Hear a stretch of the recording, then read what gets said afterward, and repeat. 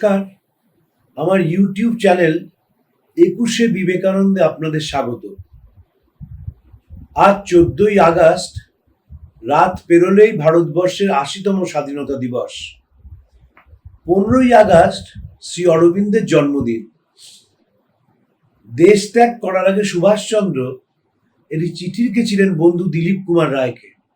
তিনি বলছেন, ভারতের যে স্বাধীনতা সংগ্রামের আন্দোলন, এই মন্ত্রের উদ্গাতা ছিলেন বিবেকানন্দ আর গন্তব্য শ্রীরামকৃষ্ণ।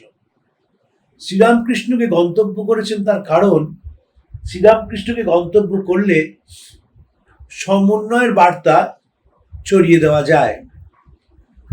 বিখ্যাত ঐতিহাসিক অমলেশ ত্রিপাঠী তিনি ৮০-র দশকের মাঝামাঝি রামকৃষ্ণ মিশন ইনস্টিটিউট অফ কালচারে একটি বক্তৃতা দিয়েছিলেন।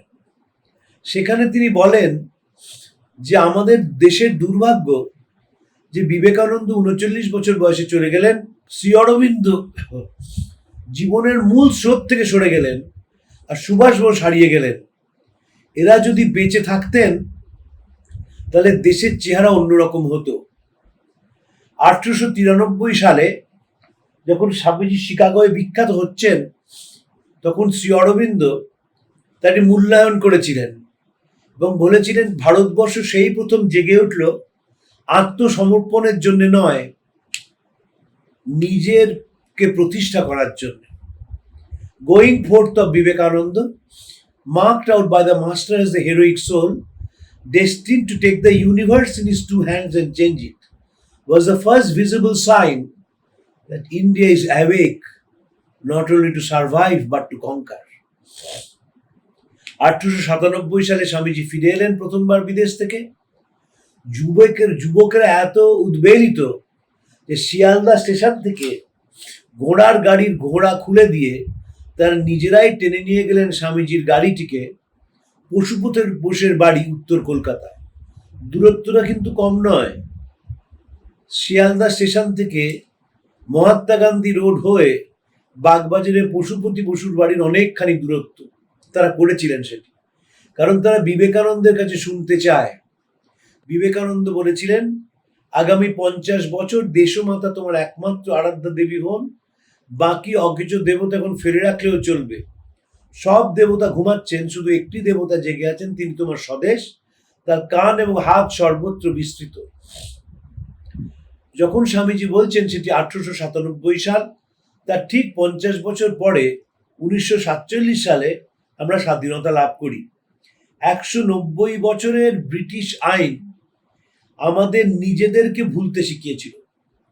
আমাদের যে একটি ঐতিহ্য আছে, আমাদের যে ইতিহাস আছে, আমাদের যে সুমহান দর্শন আছে, তারা সেটাকে বলেছিল এগুলো কিছু নয়, এ দিয়ে কোনো লাভ হবে না, এবং এটা একটা পরাধীন দেশ।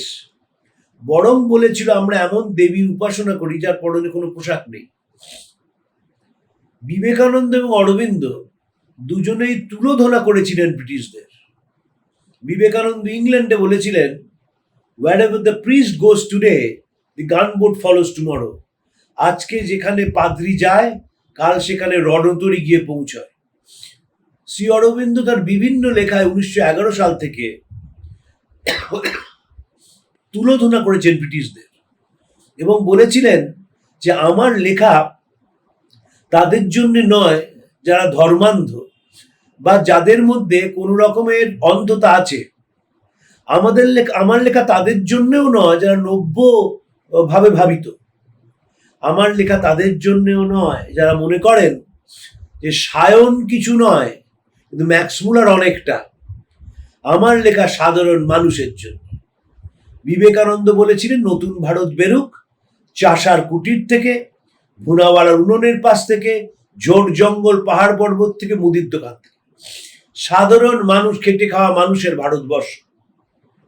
শ্রী অরবিন্দ একই কথা বলেছেন।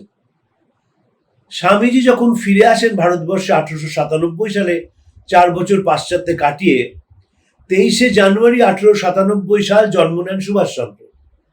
সুভাষচন্দ্র বিবেকানন্দের চিঠিপত্র পড়তে শুরু করেন বয়ঃসন্ধিকালে, এবং তার মনে হয়েছিল চিঠিপত্রগুলো পড়ে যে এটাই তিনি খুঁজছিলেন, এবং বলছেন সেই থেকে বিবেকানন্দের চিঠি আমার জীবনের সব।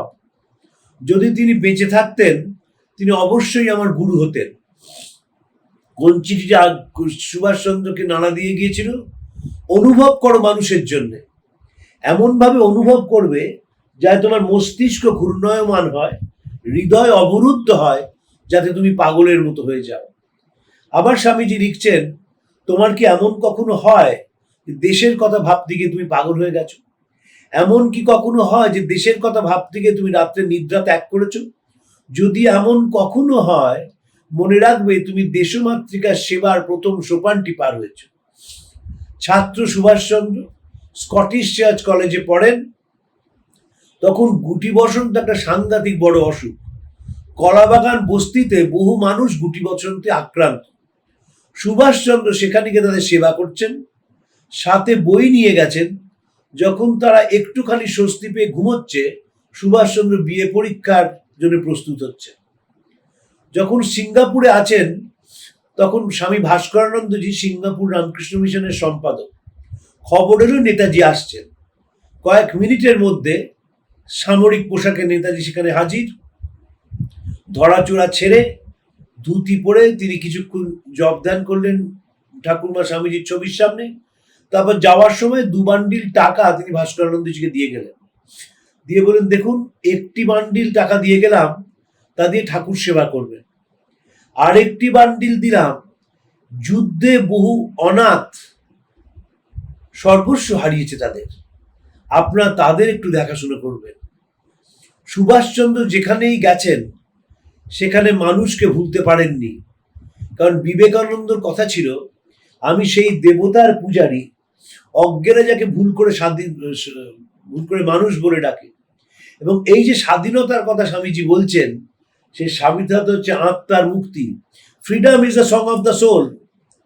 কোনো জিনিসের বশীভূত হওয়া নয়, আগে চিন্তায় চেতনায় স্বাধীন হতে হবে, তারপর রাজনৈতিক স্বাধীনতা। স্বামীজিকে বলা হয়েছে, আপনি কংগ্রেসে যোগদান না কেন? বলেন, যোগ দিলে তো স্বাধীনতা আসবেই, কিন্তু ওরা কি সে স্বাধীনতা রাখতে পারবি? Before giving any political ideas, first deduce the land with spiritual ideas. আগে রাজনৈতিক মতবাদ দেওয়ার আগে আধ্যাত্মিক মতবাদে দেশটাকে ভরিয়ে দাও। আধ্যাত্মিক মতবাদ বললে আমরা বুঝি নিরামিষ খাওয়া, গঙ্গা স্নান করা, পূজা উপবাস করা ইত্যাদি। আধ্যাত্মিক স্বাধীনতা মানে অনুভবী মন। 21 শতকে সব আছে, শুধু মানুষের অনুভব হারিয়ে যাচ্ছে। তাই বিবেকানন্দের কাছে ফিরে আসা, এই শিক্ষার সঙ্গে, এই প্রগতির সঙ্গে, এই মেধার সঙ্গে, এই বুদ্ধির সঙ্গে যদি অনুভবী মন তৈরি করা যায়, তাহলে নিঃসন্দেহে এটি হবে ভারতবর্ষের সর্বশ্রেষ্ঠ যুব সমাজ। সেদিকে আমরা এগিয়ে যাচ্ছি এবং বিবেকানন্দকে সঙ্গে নিয়ে আজকে এই অবধি রইল। আবার পরের দিন আরেকটি বিষয়ে আলোচনা করব।